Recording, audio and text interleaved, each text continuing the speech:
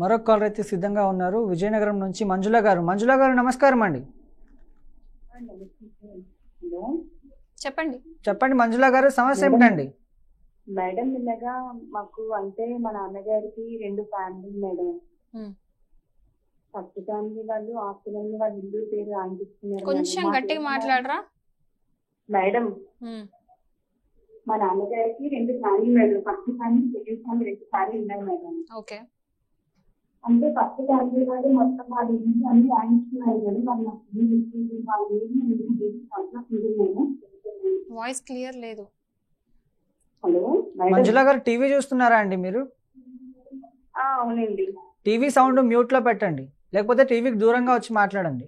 Hello hello hello TV sound mute లో పెట్టండి, లేకపోతే టీవీకి దూరంగా వచ్చి మాట్లాడండి మంజుల గారు. దూరంగా వచ్చాను సార్, దూరంగా వచ్చాను. ఇప్పుడు చెప్పండి మేడం. చెప్పండి, వింటున్నాను మేడం. ఇప్పుడు మా 2 ఫ్యామిలీ మేడం. ఫస్ట్ ఫ్యామిలీకి మొత్తం అంతా మాకు రాసి ఇచ్చేసారు పిల్లలకి మా నాన్నగారు. మాకంటే ఇల్లు ఇవ్వలేదు. నేనేమైనా వాళ్ళ మీద ఏదైనా వేయడానికి. ఫస్ట్ క్వశ్చన్, ఇప్పుడు మీ ఫాదర్ కి అది తాతల ఆస్తి, ఆయన సెల్ఫ్ అక్వైర్డ్ ప్రాపర్టీయా? ఇప్పుడు ఆస్తి ఏదైతే ఉందో అది తాతల ఆస్తా లేకపోతే మీ నాన్నగారు సంపాదించుకుందా?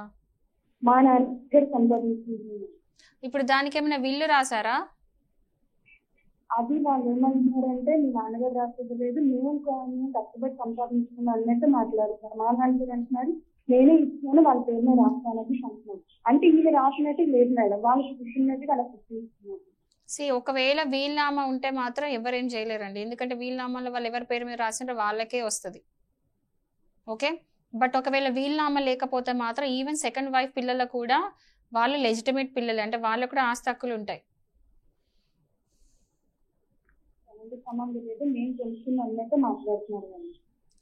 ఒకటేనండి, ఇప్పుడు వీలునామా ఉంటే మాత్రం ఏం చేయలేరు. వీలునామాలో ఎవరి పేరు రాస్తే వాళ్ళకే పోతుంది. ఒకవేళ గిఫ్ట్ రిజిస్ట్రేషన్ అవన్నీ చేసిన కూడా ఏం చేయలేం. ఒకవేళ వీలునామా లేదు, ఏం లేదు అని ఆయన మీ ఫాదర్ ఏం డాక్యుమెంట్ రాసి ఉండకపోతే మాత్రం సెకండ్ వైఫ్ పిల్లలకు కూడా ఈక్వల్ హక్కులు ఉంటాయి. మీరు కేసు వేసుకోవచ్చు. ఒకవేళ వీలునామా లేకపోతే సెకండ్ వైఫ్ కి, అంటే వైఫ్ కి హక్కు ఉండదు, కానీ వైఫ్ పిల్లలకు హక్కు ఉంటుంది. ఎక్కడి నుంచి మాట్లాడుతున్నారు? విజయనగరం. ఓకే, మీరు వేయొచ్చండి కేసు ఒకవేళ వీలునామా లేకపోతే.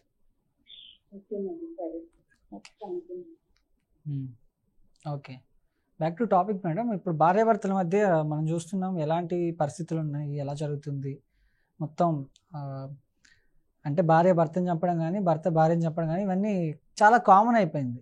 అసలు ఈ మధ్య ఈ ట్రెండ్ ఏందో నాకు అర్థం కావట్లేదు. కొత్త ట్రెండ్ అంటే లిటరలీ ఒక సోషల్ మీడియా ఓపెన్ చేస్తే చాలు ఇవే కనిపిస్తా ఉన్నాయి. అంటే ఒకరిని చూసి ఇంకొని వేసుకుంటున్నారా, లేకపోతే ఇవి ముందు జరిగి ఇప్పుడు తెలుస్తున్నాయా మనకి అర్థం కావట్లేదు. ఎందుకంటే ఇప్పుడు కూడా కాల్ వచ్చింది, ఆ కాల్లో సిమిలర్ స్టోరీ విన్నాం.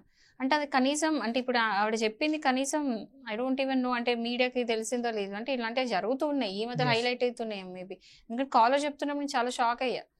అంటే నేను వాళ్ళ ప్రైవేట్ థింగ్స్ చెప్పొద్దు మీడియాలో, బట్ అంటే ఇలాంటివి జరుగుతున్నాయి ఎన్నో ఇయర్స్, 3 years బ్యాక్ జరిగిన స్టోరీ ఇది. సో ఇవన్నీ మేబీ ఎప్పటి నుంచి జరుగుతున్నట్టున్నాయి, బట్ ఇట్లాంటివి మాత్రం జరగొద్దు అసలు. ఏమన్నా ఉంటే మాత్రం, ఇట్లాంటి ఇష్యూస్ ఉంటే మాత్రం దయచేసి విడాకులు తీసుకోండి, అసలు పెళ్ళిళ్ళు చేసుకోకండి. ఒకవేళ పేరెంట్స్ ఏమైనా ఇన్సిస్ట్ చేస్తే పోలీస్ స్టేషన్కి వెళ్ళండి. ఒకవేళ మీకు ఇష్టం లేని పెళ్ళి అనుకోండి, వెళ్ళి పోలీస్ స్టేషన్లో కంప్లైంట్ పెట్టుకోండి. ఇష్టం లేని మేజర్సే కదా, మైనర్స్ కంటే మైనర్ ఇట్లా పెళ్లి చేసుకోరు, మేజర్సే కదా, మీకు హక్కు ఉంది కదా. ఎవరైనా సరే పేరెంట్స్ కనుక ఇన్సిస్ట్ చేస్తున్నారు, మీకు ఇష్టం లేని పెళ్లి చేస్తున్నారు అంటే మాత్రం పోలీస్ స్టేషన్కి వెళ్ళి కంప్లైంట్ పెట్టుకోండి. బట్ ఇట్లా ప్లాన్లు చేసి పెళ్ళైన తర్వాత హస్బెండ్ని చంపేయడము, ఇప్పుడు అందరి లైఫ్ సర్వనాశనం అక్కడ. అంటే వీళ్ళ ఫ్యామిలీ, అటు వాళ్ళ ఫ్యామిలీ, అటు 3 ఫ్యామిలీస్ పోతాయి అక్కడ. సో అమ్మాయిలు ఎందుకు ఇంత స్టూపిడ్గా ఆలోచిస్తున్నారు నాకు అర్థం కావట్లేదు. ఆడవాళ్ళు దయచేసి ఇలాంటి చేయకండి. ఏం ఇష్యూస్ ఉన్నా కూడా కూర్చొని సాల్వ్ చేసుకోండి. అంటే పెళ్లి అంటే ఒక భయం పెరిగిపోతుంది అందరికీ కూడా. పెళ్లి అంటే అసలు అందరూ చేసుకోకుండా అని స్టేజ్కి తీసుకొస్తున్నారు ఇలాంటి చేసే పనుల వల్ల. ఓకే, ఒక కాలర్ అయితే ఉన్నారు సంగారెడ్డి నుంచి, సీతారాం గారు. సీతారాం గారు నమస్కారం అండి. సార్ నమస్తే సార్. చెప్పండి, సమస్య ఏమిటండి? నాకు చెక్ బౌన్స్ కేసులో 138 కేసుకి నోటీస్ వచ్చింది సార్ మెదక్కి. నేను ఆల్రెడీ పేమెంట్ చేసేసిన సార్.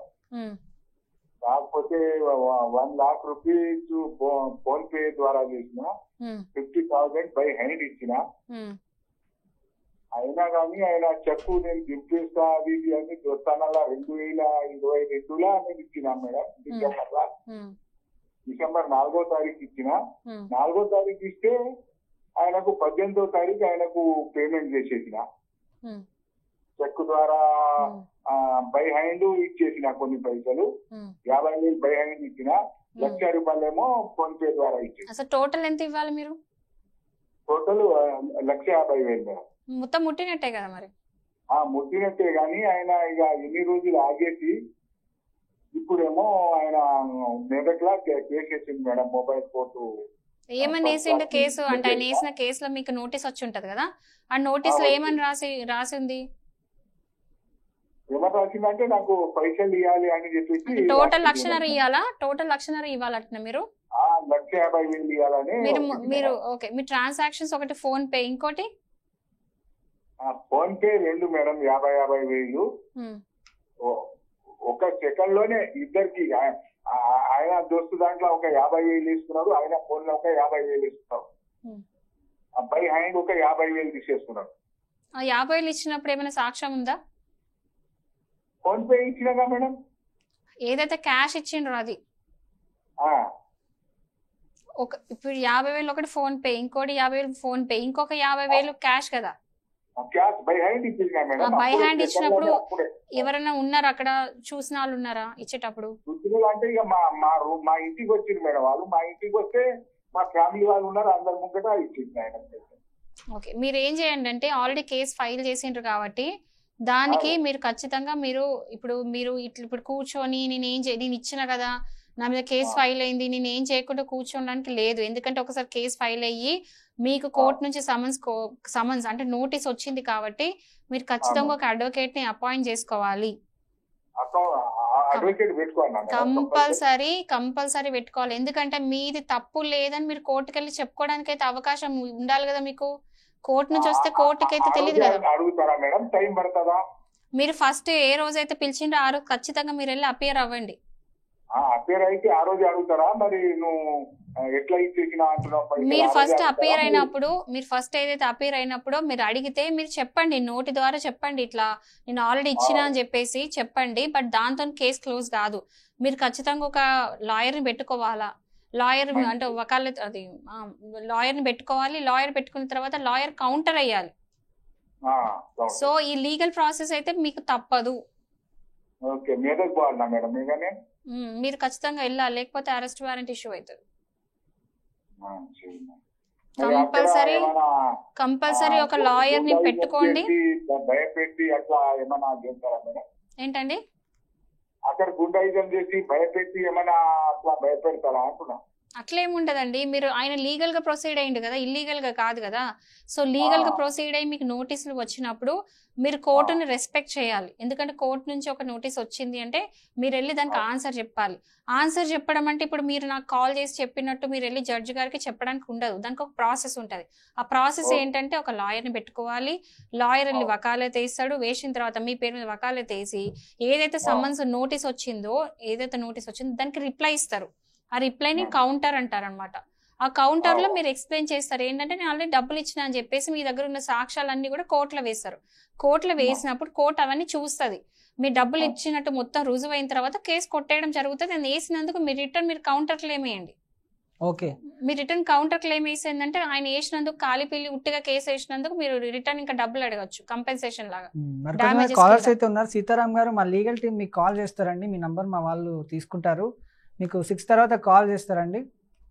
మరొక కాల్ అయితే రెడీగా ఉన్నారు. రాజలింగం గారు నమస్కారం అండి. చెప్పండి, సమస్య ఏమిటండి? సమస్య ఏంటంటే మా పాప పెళ్లి అయినప్పుడు దగ్గర 15 సంవత్సరాలు ఉందండి. ఎన్ని సంవత్సరాలు అవుతుందండి? 15 సంవత్సరాలు. ఓకే, 2010 అయింది. 2010 వరకు నా పాప వాళ్ళు కలిసినారు. 2020 డిసెంబర్లో వాళ్ళు విడిపోయారు. 2000 ఆడపిల్ల మీద ఏ సంవత్సరం నుంచి పెళ్లి 2010 అయింది. ఇప్పుడు విడిపోయి 2020 10 ఏళ్ళు కలిసి ఉన్నారు. ఇప్పటి వరకు 10 years 10 ఏళ్ళు కలిసి ఉన్నారు. అదండి. మ్యూట్ చేయమని. ఎప్పుడు టీవీ చూస్తున్నారా అండి మీరు? అవునా, టీవీ చూస్తా. టీవీ సౌండ్ మ్యూట్ లో పెట్టండి, లేకపోతే టీవీకి దూరంగా వచ్చి మాట్లాడండి. సరే ఇప్పుడు చెప్పండి. ఎప్పుడు విడిపోయారండి వాళ్ళు? 2010. 2010లో పెళ్ళయిందా? 2010 పెళ్ళండి. 2020 వరకు కట్టున్నారండి. ఓకే. అయితే 2020 వరకు కట్టి ఎట్లున్నారంటే అసలు పెట్టే ఇంత మామూలు కాదు, ఇంత అనుమానం వస్తుంది. అయితే అమ్మాయి బయట ఏదో అనుమానం వస్తుంది.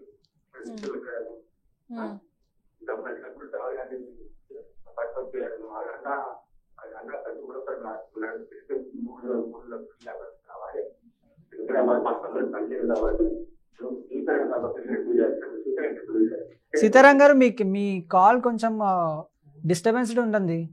మీరు సో నాకు అర్థమైంది ఏంటంటే అతనికి చాలా అనుమానం ఆమె మీద, దానివల్ల ఆమె ఆల్మోస్ట్ 10 years హరాసేషన్ 10 years హరాసేసినట్టు. సో 2020లో సపరేట్ అయిన తర్వాత విడాకులు ఫైల్ అయిందా?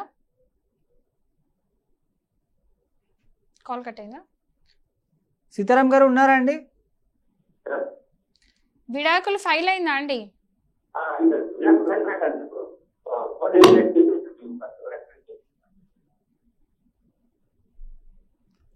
ఏంటండి మీ వాయిస్ వినిపించట్లేదండి సీతారాం గారు.